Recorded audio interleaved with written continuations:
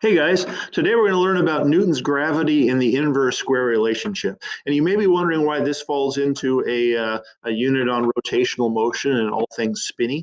But the reason is because planets follow roughly circular orbits.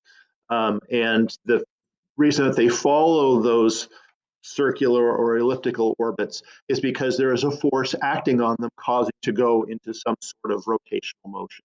So a lot of the um, ideas and concepts that go into circular motion first appeared with Newton's law of gravity when Newton was trying to explain why planets follow elliptical paths. So Newton's gravity inverse square relationship. Now, in the interest of saving time, I'm going to be doing a lot of this on the notepad. That'll keep the pacing good and save me from having to prepare lots of slides because I don't have as much time today as I normally would. Okay, so this is the Newton's law of gravity. Newton's gravity. And I'm going to show you the formula for it, what the different variables represent and how we define them. And then finally, we'll run through some examples of them. Okay, so here we go. So this formula lets you figure out the force of gravity between two objects. This is a force, the type of force is a gravitational force. It is equal to big G. We literally call it big G, more on that in a moment.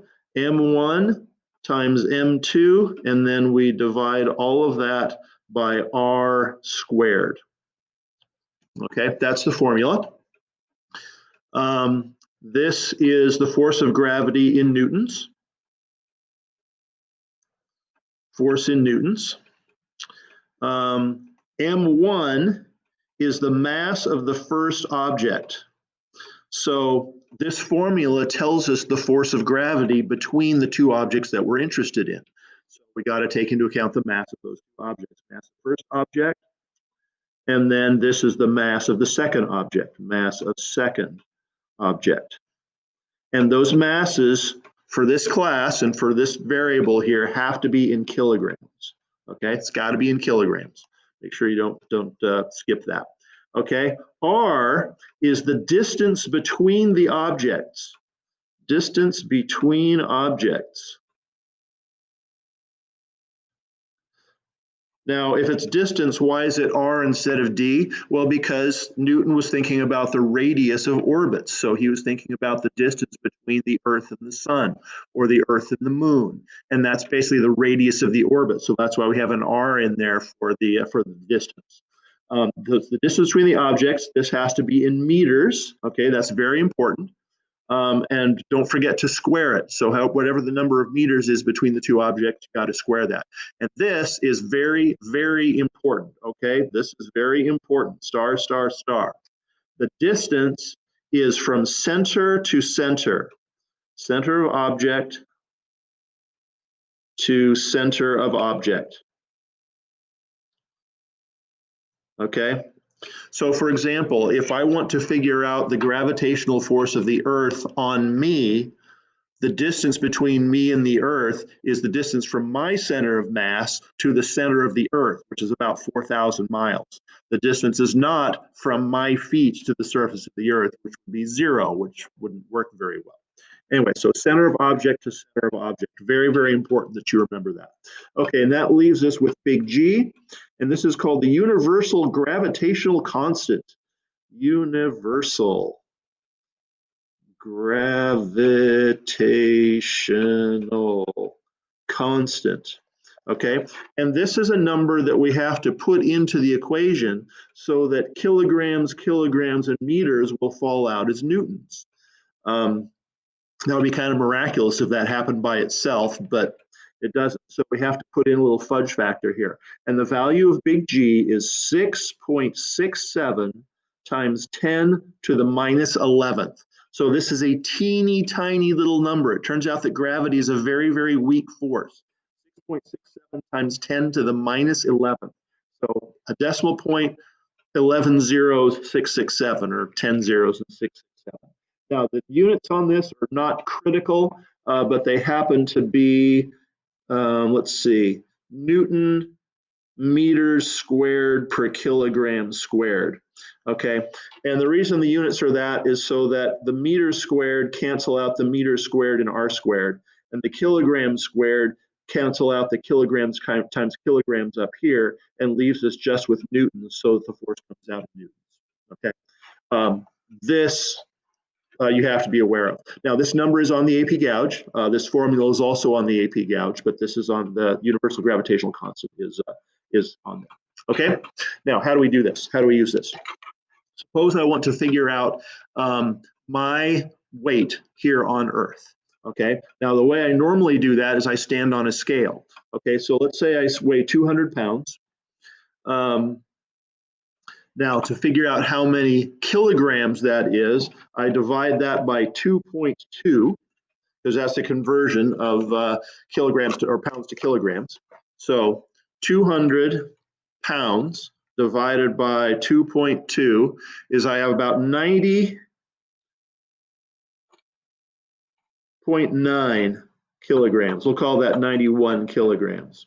Okay, and then the next step, this is the way we'd normally do it in the past, is to convert that to weight. I got to multiply that by 9.8, and that equals 891 newtons. Okay, so that's my weight here on Earth. And remember, weight is the force caused by gravity. So if I use Newton's law of gravity, I should get a number which is pretty close to this for my weight on Earth. So we're going to do this. And I would like you to do this as well. So take your weight in pounds, divide it by 2.2 to get your mass in kilograms, multiply that by 9.8 to figure out your weight on Earth, and then put your mass into this equation to see if you get something which is approximately the same. Okay, so here we go. F sub g, this is for me, is big G, 6.67 times 10 to the minus 11, times my mass, which is 90.9 kilograms. And what are we going to use for the other mass? Well, we need the mass of the Earth.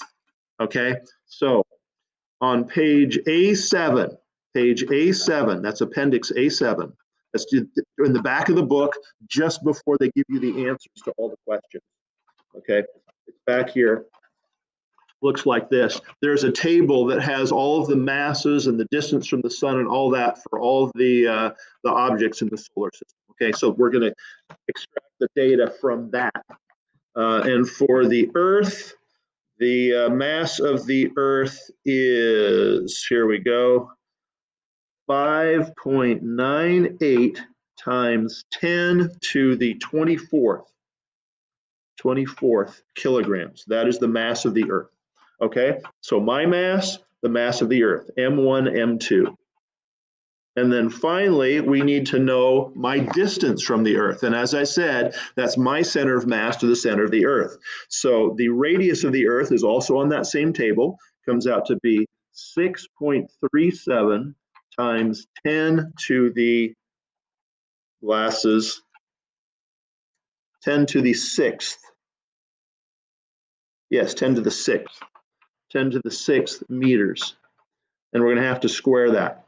Okay, now the hardest part of driving this equation is making your calculator digest the numbers. Okay, so inserting the numbers, entering the numbers properly into the calculator so it understands what you're doing truly is the most challenging part here. So let's make the magic happen. So 6.67 exponent 11 change sign times 90.9 equals times 5.98 exponent 24 equals. And now we're going to divide that by 6.37 exponent 6 x squared equals, and we get 894 newtons, which is pretty good. Okay. Now, it's not exact because there's some rounding in different factors that we put in. So it's not going to be perfectly exactly right on, but a lot of the numbers we use really are just 2 sig figs, so this is fine. So we get the same ballpark. You should be able to do the same thing for yours. Okay, you can also figure out the gravitational force between 2 people. So somebody who's 90.9 kilograms and somebody else who's like 75 kilograms, and they're 5 meters apart. you can calculate the force of gravity between them. And I think there's a problem that's sort of like that. But it's the same idea. This is the process. You just have to keep track of the numbers and make the calculation. Okay. Now, the second thing we're going to look at is the inverse square relationship. Inverse square relationship.